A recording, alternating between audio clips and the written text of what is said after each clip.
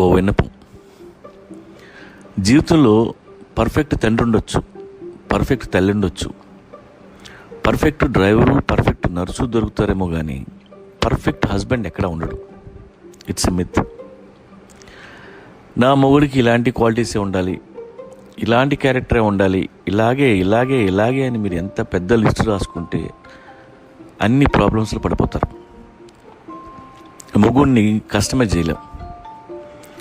అందుకే పెళ్ళైన ప్రతి ఆడది ఏదో ఒక టైంలో కన్నీళ్లు పెట్టాల్సిందే, తప్పదు. లైఫ్లో మిమ్మల్ని చాలామంది చాలా రకాలుగా ఏడిపిస్తారు. ఎక్కువగా ఏడిపించే అవకాశం మీ మొగుడికే ఉంటుంది. ఎందుకంటే జీవితాంతం ఉంటాడు, పక్కలోనే ఉంటాడు. మనకు చెప్పకుండా కొన్ని చేస్తాడు, తెలియకుండా కొన్ని చేస్తాడు, సీక్రెట్గా ఇంకొని చేస్తాడు. అందుకే మీకు కాలుద్ది, తప్పులేదు. కానీ అవే తప్పులు మీ నాన్న కూడా చేస్తాడు. ఎన్నిసార్లు మీ అమ్మ ఏడ్చిందో గుర్తు తెచ్చుకోండి. ఏం మీరు మీ నాన్నని క్షమించలేదా? వాళ్ళని క్షమించినట్టే మీ మొగుడిని కూడా క్షమించి వదిలేయండి. మీ కంట్లో కన్నీరు చూడకపోతే పక్కింటి వదిన గారికి అసలు నచ్చదు. ఆవిడ చెప్పే మాటలు విని అనవసరంగా మూడితో గొడవపడద్దు. పోనీ ఆవిడ మొగుడు ఏమన్నా శ్రీరామచంద్రుడా? కాదే. అందరి పెళ్ళాల కంటే ఎక్కువ ఏడ్చింది రాముడి పెళ్ళమే. మొగుడు ఎంత గొప్పడైతే భార్యకి అన్ని కన్నీళ్ళు వస్తాయి. ప్రతి దేవుడు వాళ్ళ భార్యని నేర్పించిన వాళ్ళే. పెళ్ళాం కంట తడిపెట్టించిన ఒక్క దేవుడి పేరు చెప్పండి నాకు.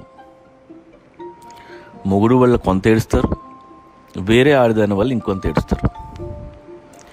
మీకు ఏడవడం వచ్చని తెలిస్తే అందరూ మిమ్మల్ని ఏడిపిస్తారు. అవసరమా?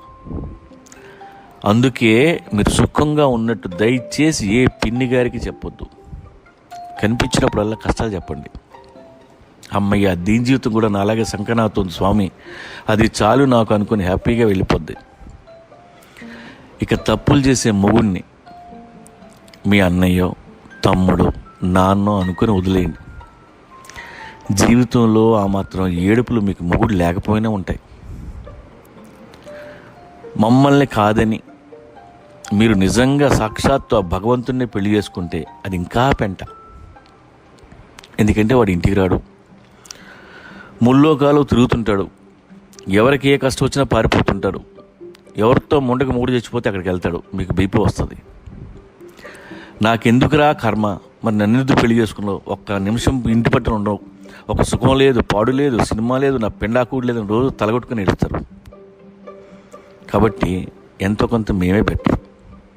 మాతోనో ఏదో గుట్టుగా అలా ఈ కాపురాలు కానిచ్చేయండి. ఏమండి, మేము మగాడం.